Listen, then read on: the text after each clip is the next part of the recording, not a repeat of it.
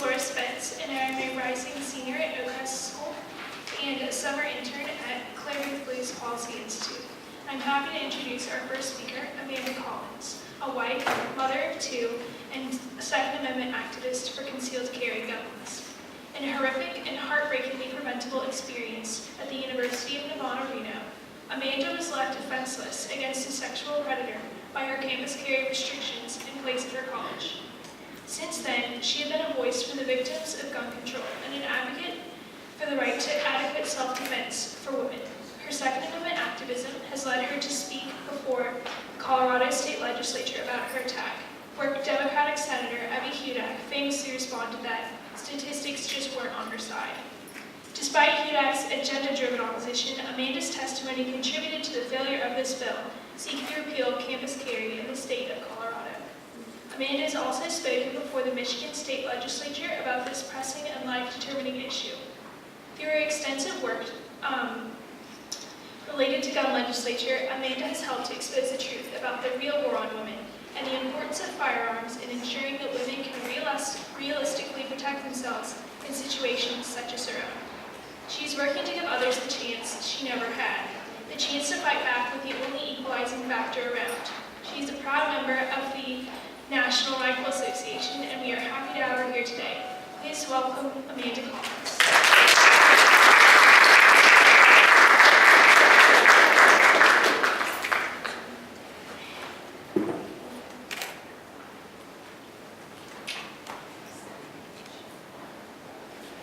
How are you guys doing today?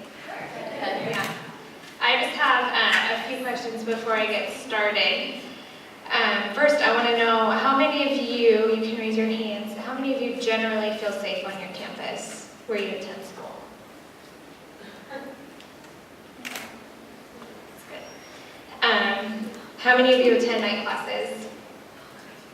How many of you feel safe after class going back to your car or to your place? Are there any precautions that you guys take while you're heading to your vehicle? Are there any precautions that you take? Like what? Sometimes I put my keys between my knuckles in case somebody jumps me. Yeah. I always call my mom to make sure I'm on the phone with her by my car. So. Okay. So she knows anything happens. Get into my car. Yeah.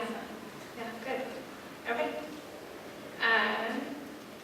Lastly, do you think that sometimes laws have unintended consequences that actually hurt people they intend to protect? Yeah. So I encountered my worst fear when I was 22 years old, and by the grace of God, I survived later to become an accidental Second Amendment advocate, helping fight the real war on women through sharing my story in an attempt to allow law-abiding citizens to actively and effectively participate in their own protection on campus colleges. This last year, at least 19 states introduced some sort of campus carry legislation, and so far 2 of them have passed, one in Kansas and one in Arkansas. 5 states introduced legislation to prohibit concealed carry weapons on campus, and none of them passed, thankfully. I actively participated by sharing my story before the Senate and House committees in both Colorado and in Nevada. And this is the story that I shared with them. On a typical Monday evening, the only thing that seemed different was the midterm awaiting me at my class on the university campus. At 10 p.m., I walked to the parking garage with a group of colleagues in an attempt to ensure my safety. I parked in this particular parking garage because it was literally just across the way from where my class was being held, and logically it seemed safer to park there than it did in off-campus parking and having to walk across campus by myself alone at night. And as I approached the parking garage, I was the only one who had parked on the ground floor. And before I broke off from the group, I surveyed in and around my area and around my vehicle to make sure that there was no visible threat. And the manner in which I did this was not something that I had to actively think about doing. It was second nature for me because of the martial arts training I had received. My parents had been adamant that my sister and I obtain our second-degree black belts before we get our driver's license when we turn 16. And it took me until I was about 9 to realize that not everybody had to obtain their second-degree black belt. So seeing no visible threat between myself and my vehicle, I wished my group a good week, and I broke off from them. And as I approached my vehicle from an angle, what I didn't see was a man hunched down by the wheel well of a truck next to a sedan. As I passed him, he grabbed me from behind, forced me down to the cold, hard asphalt, placed a pistol to my temple, clicked off the safety, told me not to say anything, and then he began to brutally rape me. As I lay there defenseless, straddled by a man much larger than me, I felt every vertebrae in my back being slammed into the asphalt that felt like gravel. Out of the corner of my eye, I could see university police cruisers parked across the way. And in that same moment, I knew that the campus police offices had closed that night, and no one was coming for me. While my body was being ripped apart as this man raped me, I could see in his eyes that he had the propensity to kill. With my life hanging by the thread of a trigger pull, I wondered if this is how I was going to spend the last moments of my life before I met my Creator. And if I'm being honest, a part of me was hoping that I was on my way to meeting Jesus, because actually living after surviving such a horrible crime seemed impossible. It just took me about a minute and a half to describe my attack to you, and in reality it lasted 8 minutes. That's what I lived through on October 22nd, 2007 on the University of Nevada-Reno campuses. The terror I felt in those moments continued to haunt me for the next 13 months while my attacker remained at large in ways that only other rape survivors can understand. In November 2008, the man who raped me was captured by the Reno Police Department, and the face that haunted my nightmares had a name: James Boothe. Mr. Boothe would later be convicted in district court for not only raping me at gunpoint, but the kidnap and rape of a second victim, as well as the rape and murder of Breonna Dennison. On October 22nd, 2007, my right to say no was taken away from me by both James Boothe and the Nevada legislation that has decided there should be an arbitrary line where university campuses begin. This arbitrary line declares campuses a gun-free zone, or safe zone, rendering me and every other law-abiding citizen defenseless. At the time of my attack, I had attained my concealed carry weapons permit. However, being a law-abiding citizen, I left my permitted weapon at home, and the very law that was meant to ensure my safety guaranteed James Boothe an unmatched victim. Even with 10 years of martial arts training I had received in Taekwondo, as a second-degree black belt, the harsh reality is, as a woman, a firearm is the one equalizing factor when met against an opponent much larger than me. The question of my life is, and will remain to be, what would have been different had I been carrying my firearm that night? It is a question that has continually kept me up at night as I have replayed the worst 8 minutes of my life over and over again, with several different outcomes, or possibilities, I should say, possibilities. However, one end result remains. I know that at some point during my attack, I would have been able to stop my attack in progress, and consequently, 2 other known rapes would have been prevented, and Breonna Dennison would still be alive today. During the last couple of years, I have heard several options suggested, such as call boxes. How many of your university campuses have call boxes? Do you think they're effective? Yeah, let's think about that realistically. A woman in danger will first have to locate one. That works, because some of them have been cut or just disconnected. Wait for a response, explain what's going on, all while fighting off her attacker, and then wait for help to arrive. The national response time is 11 minutes. My entire attack took 8. Furthermore, a call box located above my head as James Boothe straddled me on the ground wouldn't have been any more help to me that night than the police department was. I was raped less than 100 feet away from the front door of their office, on the same floor where they park their cruisers. My case is a perfect example that despite law enforcement's best efforts to ensure our safety, they are unable to be everywhere at once. Rape whistles are another suggestion that has been made. In the noise-saturated culture we live in, how effective do you think that will be? During my attack, no one was around to respond to me blowing a whistle, and how safely could I have blown a whistle with a pistol pointed The choice to participate in one's self-defense should be left to the individual. That individual choice should not be mandated by the government. And we as law-abiding citizens should not have to hand over our safety to another individual. If the government is going to deny law-abiding men and women the choice of participating in their own self-defense, then it assumes the responsibility of protecting the individual.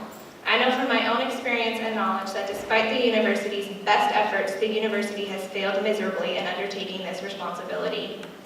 And as I am talking to you today, I would like for you to consider that most rapes go unreported, as did mine initially. So while I'm talking to you about one incident involving 2 other cases, we have no way of knowing just how many assaults actually occur on our university campuses. If the purpose of declaring college campuses gun-free zones is to ensure those on the university property, to ensure their safety, then it does not serve that objective. I obeyed the law and left my firearm at home in order to avoid possible expulsion from school, losing my CCW permit, and possible jail time. My education and my CCW permit were valuable only to me when I encountered James Boothe, who is neither a CCW permit holder nor a student. So forfeiting his non-existing education and CCW permit did not serve as a deterrent to him. Furthermore, during his sentencing, can you guess what the enhancement charge was for having a gun on a gun-free zone? 1 year. 1 year is what he's going to serve as an enhancement charge for the charge of being convicted of having a gun on a gun-free zone, or assault with a deadly weapon. Whereas I, as a law-abiding citizen, had I defended myself, could have potentially faced jail time, expulsion from school, and losing my CCW permit had I had it where it wasn't legally allowed.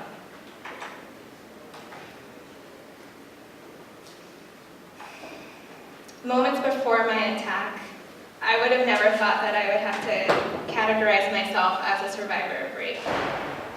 I was actually rather confident that I would never be the 1 in 4 women who are raped during their college career, until it happened to me.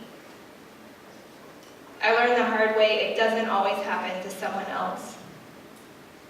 And this is the reason I began pleading with lawmakers to lift the arbitrary line that is currently drawn around the campuses of higher education in Nevada, to ensure current and future women attending college on traditional campuses can have the ability to choose to effectively say no to predators like James Boothe.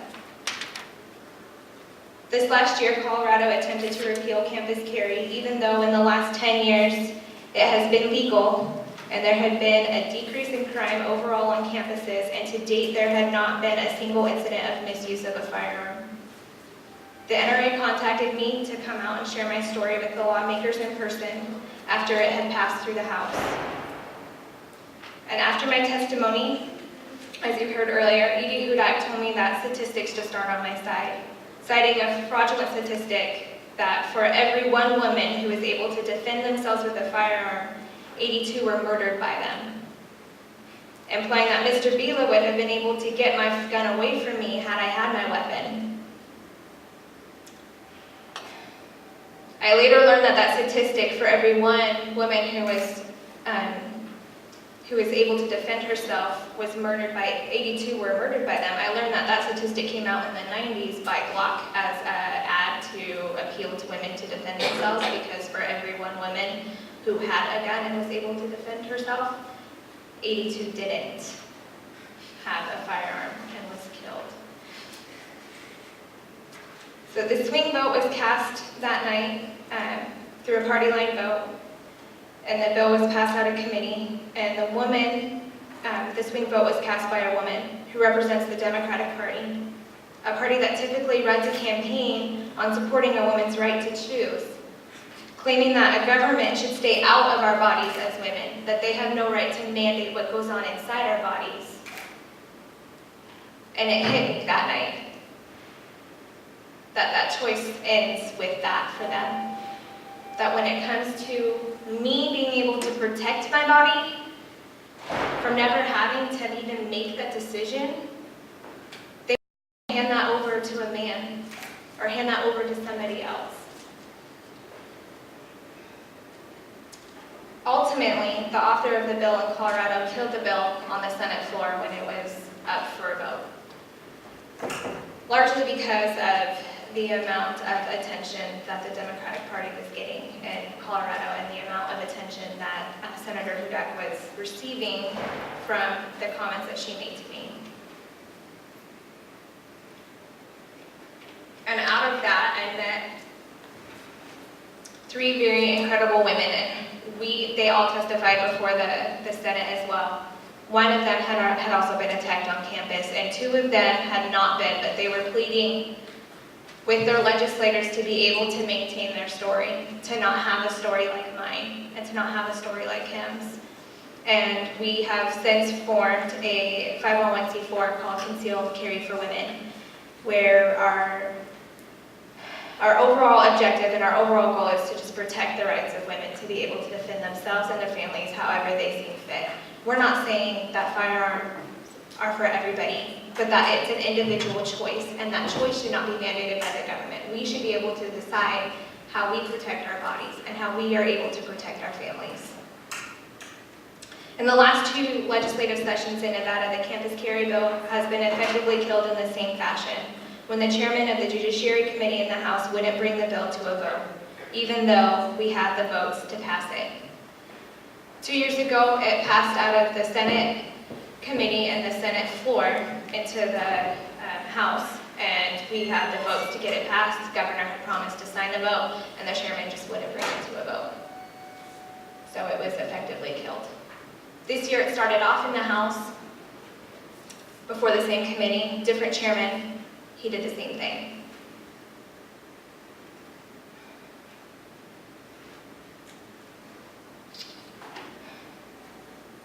This year, this baffles me. This year, during testimony,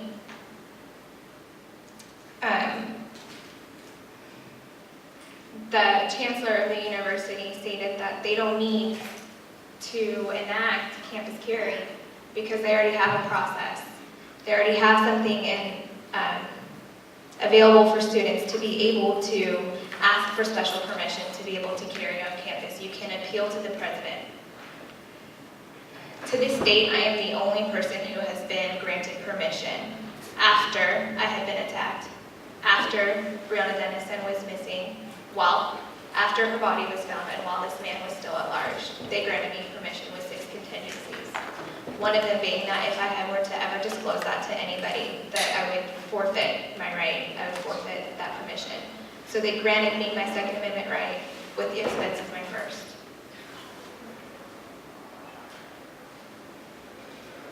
Dan Clare was then asked, and so they said, see, we already have a process, we already have something in place, we don't need to have this available to all students who can carry.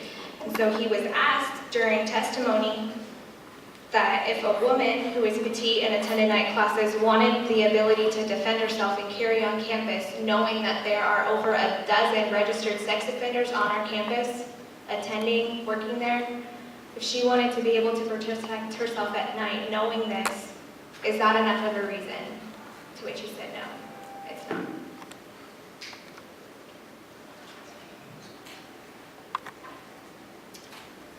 Lawmakers who vote against campus carry send me 2 very clear messages. That continuing allowing women to be legislated into being victims by denying them the one equalizing factor when met against an attacker much larger than them is acceptable. And furthermore, they're saying that they are more intimidated by me and other women like me sitting in class with our choice of self-protection, our permitted weapon. They're more intimidated by that than they are the rapist who's waiting for me in the parking garage anyways. There was nothing in place to keep James Boothe from coming onto the university campus to raid me with a gun in 2007. And there's still currently nothing to keep the next James Boothe from coming on to the campuses in the state of Nevada. One question that I have continually asked legislators and have yet to receive an answer for is, how does rendering me defenseless protect you against a violent crime?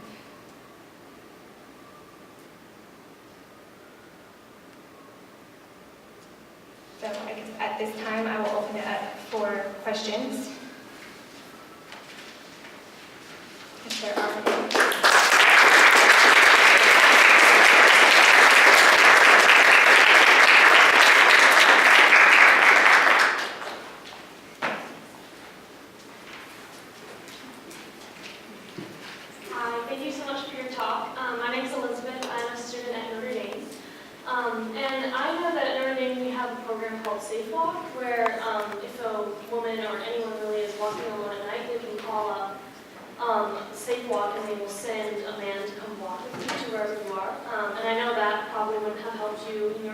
situation because you were close by and probably, you saw your car.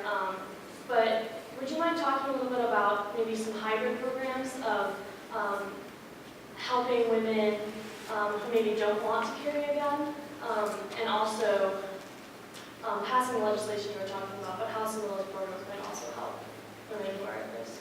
Sure. Yeah, that's a good question. So I know that at the University of Nevada, Reno, we had campus escort, where you could call for a ride, and they would drive you anywhere within a 2-mile radius on campus, including sorority houses and fraternity houses and dorms and all that. The problem with that I encountered is that I would call them, and they would tell me to wait outside the building that I was at, and I'd be waiting there by myself for 20 minutes. And if I would go inside to stay safe, to make sure that I wasn't in the dark by myself and whatnot, they would pull up, look, not see anybody, and leave. And so my experiences with those haven't been extremely effective, but that is certainly an option to take.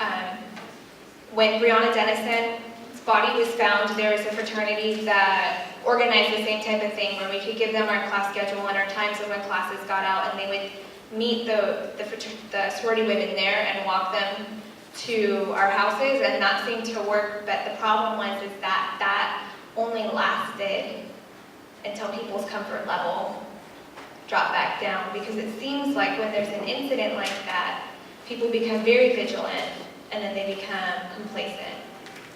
And so I think that the best, probably the safest thing, because all CCW permit holders, none of us actually want to have to use our weapon if we don't have to. We take precautions to make sure that we don't find ourselves in those situations. But if we need it, we like knowing that we have it.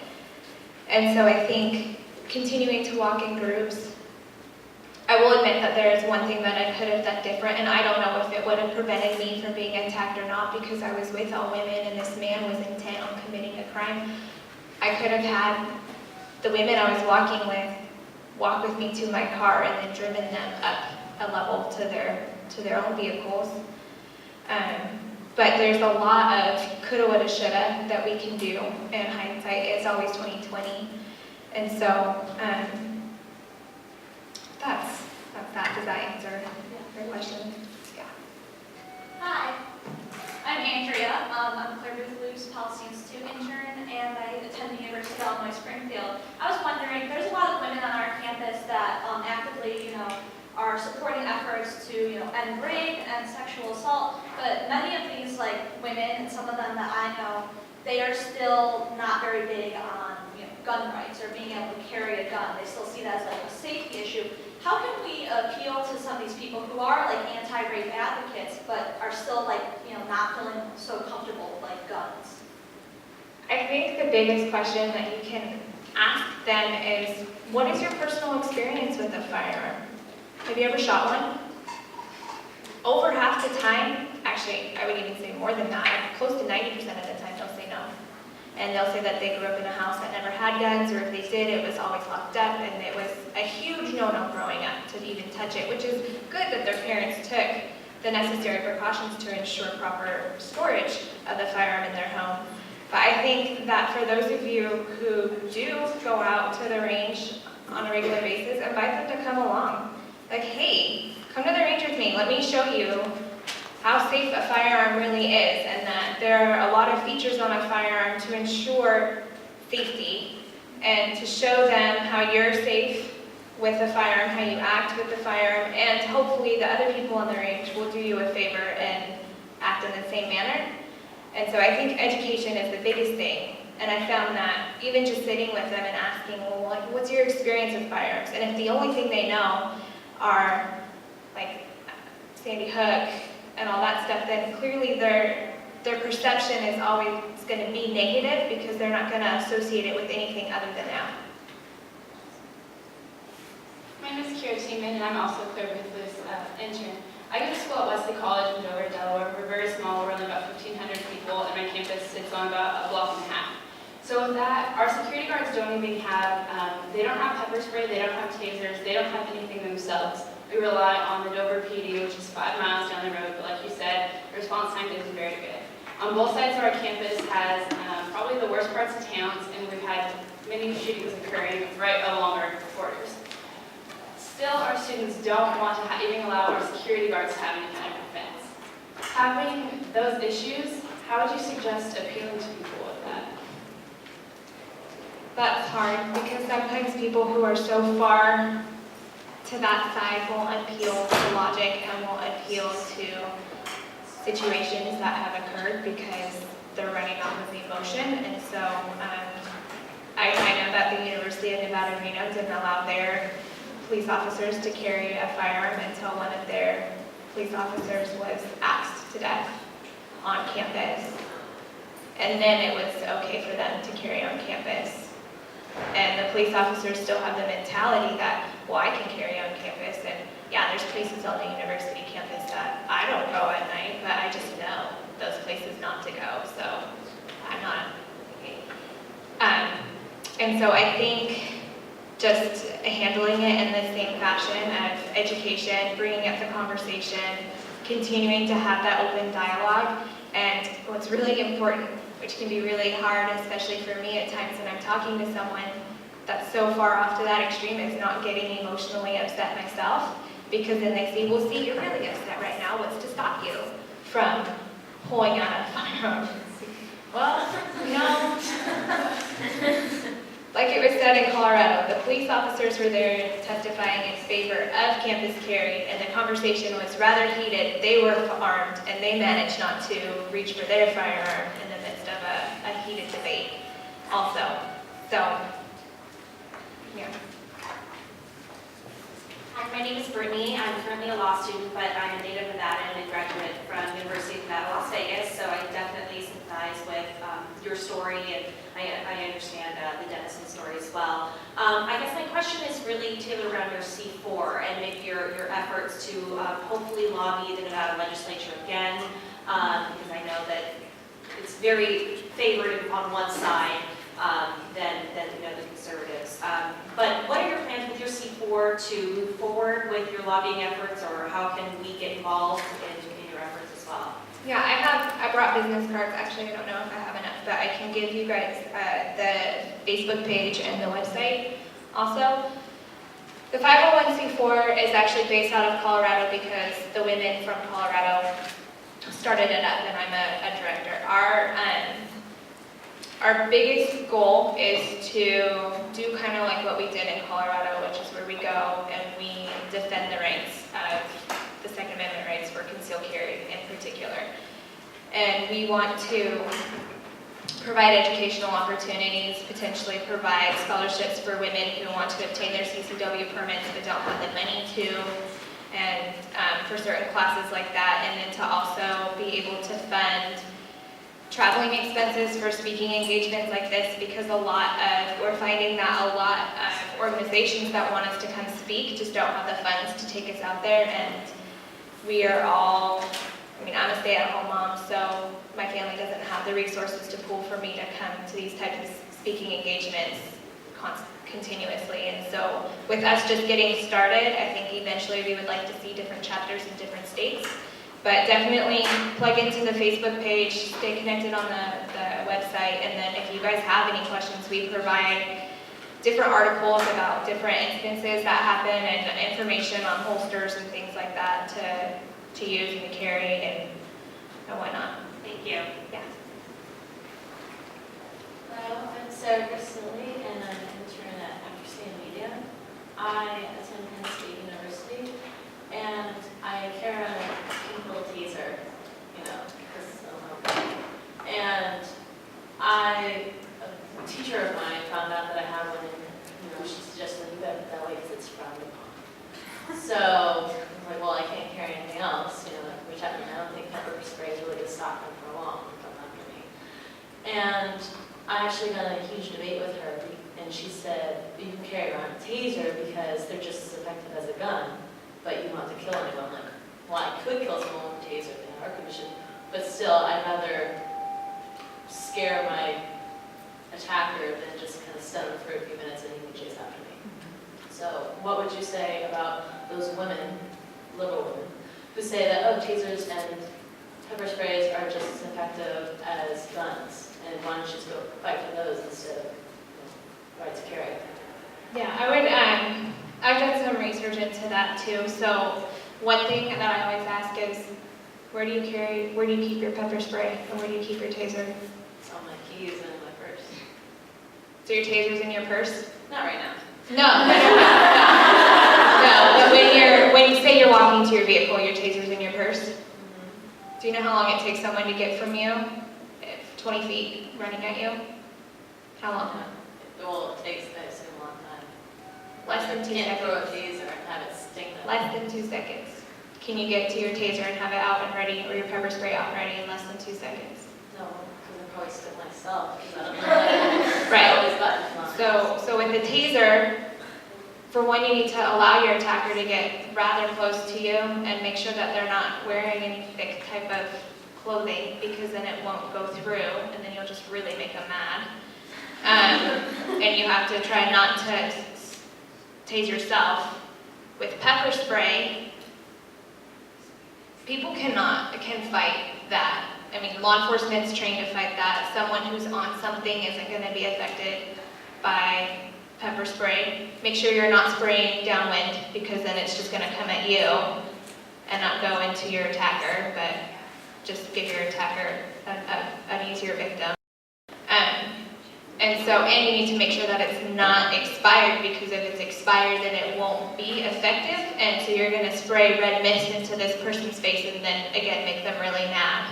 And plus, your taser resistance to charge, whereas Right. you can charge it now. It's true. Yes. I'm Matthew, interning at Congressman Chris Gibbs' office. I go to West Point. So earlier you mentioned that 1 in 4 women before they graduate college will have been a victim of sexual assault or rape. Is that a recent development? And if so, what's up with the culture of the United States that women are treated in such a way, and how can we solve that? That is a statistic that I have heard multiple times throughout the last several years, especially since my assault, because I felt like I'm the only one to have ever gone through anything like this and learning, actually, I'm not. There's a lot of women, and some women never even come forward. I've had a handful of women come to me after speaking engagements like this and tell me, you're the only person I've ever told, but this and this. A lot of people have gone to family members and said, I admire Amanda's courage, because I never told anybody this, but I was assaulted. Oftentimes, my case is rare in the fact that my case is what you see in the movies. I didn't know my attacker. I was taken by surprise. He was on America's Most Wanted, whereas most women know their attacker. It could be a family member, it could be a date, it could be a friend, a casual friend, a friend of a friend that you meet while you're hanging out. And I can say that during my experience in seeking justice, I understood why women didn't come forward, and it's why I didn't initially come forward, because I didn't want to deal with the media. I didn't want to deal with the cross-examination from the prosecution. I just wanted to put it behind me and move on with my life. But I realized that it was more than just me. I recently read a statistic a study where they surveyed convicted rapists in jail and asked them how many women they had assaulted before they were caught. On average, the number was 7. And they were serving a sentence for one assault for one of the victims. And so, to answer your question as to what can we do as a society, is stop placing the blame on the victim. Stop saying, well, you were dressed like that, you shouldn't have put yourself in that situation. What situation? I've had people tell me that it's unfortunate I put myself in that situation to be raped. And I ask, going to class? I mean, what did I do? And I've had people say, well, there's just so many other things that you could have done. I mean, clearly your parents didn't give you the proper martial arts training because he was able to overtake you. Forget the fact that he was trained in martial arts also. And so is that to say that all the parents who didn't get any of you martial arts training are in the wrong because they're putting you in a situation to be assaulted? And I think the sentencing for men needs to be harsher. Unfortunately, I think, I've been told, oh, well, we just need to tell men not to rape. Well, I think we've done that with the no means no and with putting them in prison when they do rape, but I have a friend who's an attacker. My case is very atypical. My attacker will never see the light of day again. He's on death row for murdering Breonna Dennison. He's serving 4 consecutive life sentences. He's never going to walk the streets again. I don't have to worry about it. I have a friend whose attacker received 16 years and is now on parole after 4. Or on probation, excuse me, after 4. Or I don't know which one's first. I'm sorry. But so, something with that needs to change, I think, and then just having conversation and dialogue about it and raising awareness is huge.